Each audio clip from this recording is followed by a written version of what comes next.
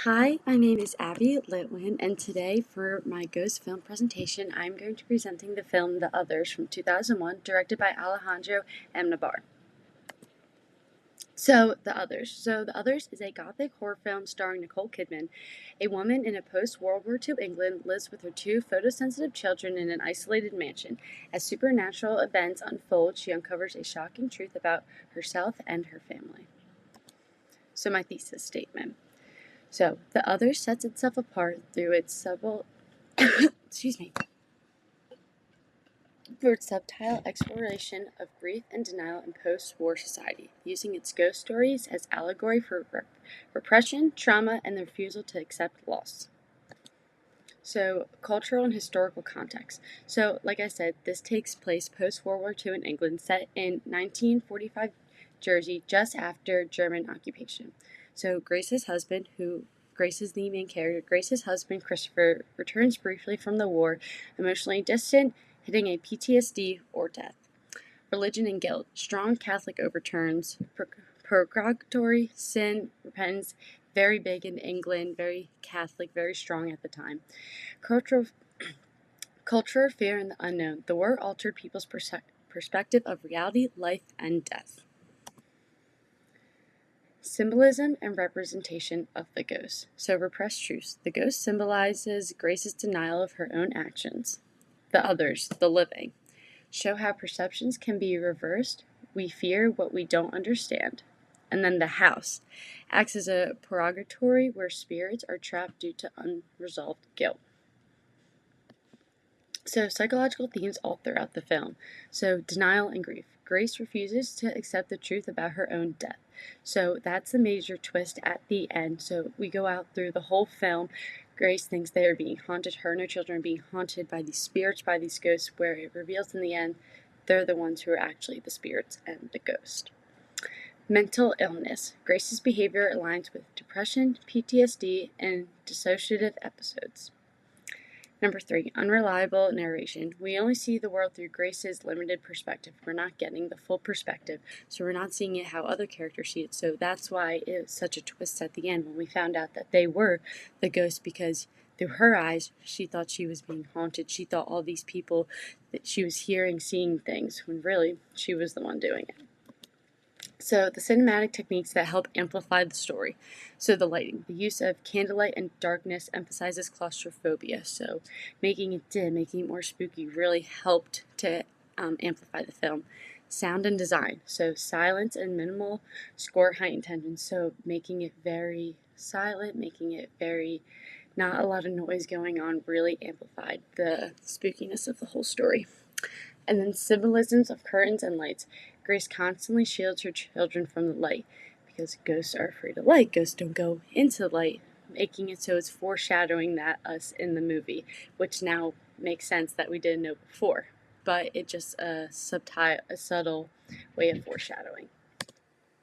Motherhood and isolation. Grace's role as a mother. She's overprotective, emotionally unstable, and desperate to maintain control because she doesn't have control of her own life because she's so lost. She thinks they're being haunted by these ghosts. They're all throughout the film, and really, again, she's the ghost and she doesn't have that control anymore because she's in the afterlife. She's dead. Emotional isolation. She's physically isolated in the house and mentally isolated due to trauma.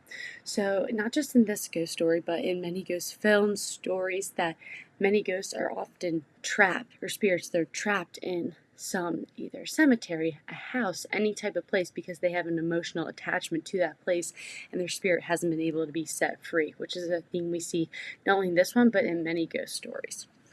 And then control versus reality. Her strict routines and belief system are dismantled as the truth unfolds. Again, because she doesn't realize that they're the ghosts, so she's going through her whole routine, her whole day, as if everything were normal, and then slowly, as things start to happen, she starts to find out the truth. She gets very messed up. And then societal reflections.